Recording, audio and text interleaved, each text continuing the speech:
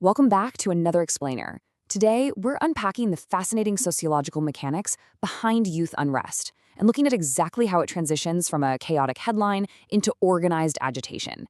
We see it in the news literally all the time, right? Student protests, campus strikes, mass demonstrations. But what's actually happening beneath the surface? Sociologically speaking, it's not just random noise, it's actually a deeply structured phenomenon. So let's dive right into the core question. What turns youthful idealism into organized resistance? It's incredibly easy, almost a reflex really, for society to just dismiss these events as youthful rebellion or, a passing phase. But the sociological data tells a much more complex story. It shows a structured cycle of cause, effect, and systemic pressure that just builds up to a boiling point. We're essentially looking at a completely predictable cycle of human behavior. To make sense of this massive topic, we're going to break it down into 5 key steps today. First, defining the modern youth, then the roots of alienation, followed by what sparks youth unrest, the forms of agitation, and finally, channeling youth energy. Section 1. Defining the modern youth. When we say the youth in a sociological context, we're specifically looking at that 15 to 24 age bracket. Sure, it's a transitional phase in life, but it carries immense statistical weight. And the absolutely crucial factor here is the sheer scale. To put it into perspective, by 1981, the Indian youth population alone had doubled to a staggering 122 million. That was nearly 18.5% of the entire country's population at the time. When a demographic group expands that rapidly, it inherently puts unprecedented pressure on existing social structures. Jobs, housing, university seats, literally everything is suddenly stretched to its absolute limit, which creates this hyper-competitive environment right when these individuals are just trying to enter adulthood. But it isn't just about the raw numbers, is it? It's really about the changing character and worldview of this generation. For instance, literacy reached 72.6% by 2002. That created a whole generation that was eager for change and deeply invested in social justice. Because they were increasingly educated, they naturally started rejecting restricted social mobility and traditional hierarchies. Instead, they leaned heavily into secularism, equality, and rational outlooks. They were learning more about the world and taking in diverse perspectives, so obviously they expected a lot more from their society. The old because I said so ways of doing things, those simply didn't hold weight anymore. Section 2. The roots of alienation. This exact clash between traditional norms and rising expectations directly fuels our next big concept, which is alienation. Think about it. When what you're taught to expect doesn't actually match the reality you're experiencing, a sociological fracture happens. For so many modern youths, the reality is just a deep feeling of estrangement and isolation. This alienation is driven by a painful generation gap, modern youth clashing with traditional parents, a severe identity crisis as they struggle to find where they fit in the social order, and, most critically, widespread unemployment. They desperately want to participate in the system. They've literally done everything society asked of them, but they get there and find the doors firmly closed. Now, here's a crucial point that is highly counterintuitive. Secondary educated and graduate youths actually face significantly higher unemployment rates than those who are illiterate. Seriously, looking at the source data for rural male youth in the late 70s, unemployment was around 2.5% for illiterate individuals, but it jumped to over 16% for graduates. Just let that sink in for a second. Education, the supposed great equalizer and guaranteed stepping stone to a better life, was suddenly becoming a fast track to absolute frustration. The system was basically creating a highly educated, highly articulate, yet economically marginalized group with way too much time on their hands. Section 3. What sparks youth unrest?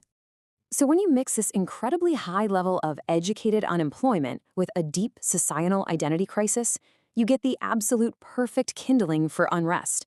Sociologically, youth unrest is defined as the manifestation of collective frustration. It happens when existing norms are perceived as ineffective or even actively harmful, to the point that they deeply offend the youth. Unrest isn't just a few people being upset about a bad day, right? It's a disturbed condition of collective frustration. It's this widely shared realization across an entire demographic group that the current system is fundamentally broken and is actively working against their future. And this frustration doesn't just materialize out of thin air. It's usually triggered by specific issues that fall into 2 main buckets. First, you have on-campus issues. These are your academic disputes over exams, sudden fee hikes, or maybe poor dorm facilities. They're very localized and immediate. But then you have off-campus issues. And sociological studies show that these are actually far more common causes for major, sustained unrest. We're talking about things like political interference, sympathetic strikes, and wider political movements sweeping the nation. The university campus basically turns into a highly concentrated testing ground, a microcosm for larger societal grievances, totally amplifying these off-campus issues into massive campus movements. Section 4. The forms of agitation. Once that collective unrest finally boils over, it transforms into highly visible action. If unrest is the internal feeling, agitation is the external behavior. It's the behavioral manifestation of that unrest. Now, the goal of agitation isn't necessarily physical injury or pure destruction, but rather visible social protest and mobilization. It involves the growth of a generalized belief that identifies the exact source of their frustration, followed by the emergence of clear leadership to guide the movement and a collective reaction. It's organized, laser-directed energy aimed at forcing a response from the people in power. Researchers generally categorize these actions into 4 distinct types. First up is resistance agitation. This might look like a student union negotiating with university authorities over a faulty marking system, or maybe a change in curriculum. Next is persuasive agitation, where the youth try to change the attitudes of the establishment through structured ideological discussions, debates, and public campaigns. Then, things escalate with revolutionary agitation. This is a much more intense form that aims for sudden, sweeping changes to the entire educational or social system, often wanting to dismantle the existing order completely. And finally, we have spontaneous agitation. These are those sudden, totally unexpected outbursts, perhaps triggered by a localized incident, like an altercation with a public official, or a sudden policy announcement that just instantly strikes a nerve. Section 5. Channeling youth energy. But here's the good news. This immense mobilized energy doesn't just have to end in conflict, campus closures, or massive societal disruption. The sources point to some very clear, actionable solutions to harness all this constructively. Step 1, making educational policies flexible and way more sensitive to local and regional traditions, just ensuring that what is taught is actually relevant to the students' lived reality. Step 2 means tackling that massive educated unemployment issue head-on. We have to link academic study directly with real-world employment prospects, shifting away from rote memorization and towards practical skill development. And step 3 involves active, structured engagement through youth service programs. For example, governments have utilized programs like the National Service Scheme to involve college students directly in national development projects. Meanwhile, initiatives like the Now Where Yuva Kendra serve rural and non-student youth by actively improving their leadership skills and job capabilities. It gives them a real, tangible stake in their community's future. I'm going to leave you with this final provocative thought. Our demographics are continuing to change, and fast.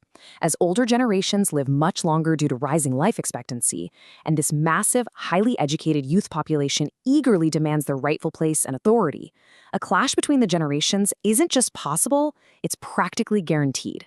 So the real question is society prepared for it? Adapting our social institutions, our family structures, and our job markets to smoothly transfer this authority, well, it's no longer optional. It's absolutely essential if we want to turn collective unrest into lasting progress. Thank you so much for joining me for this explainer, and as always, keep questioning the world around you. Thanks for watching. For daily APPSC Group 2 study material and updates, please subscribe to our channel and press the bell icon.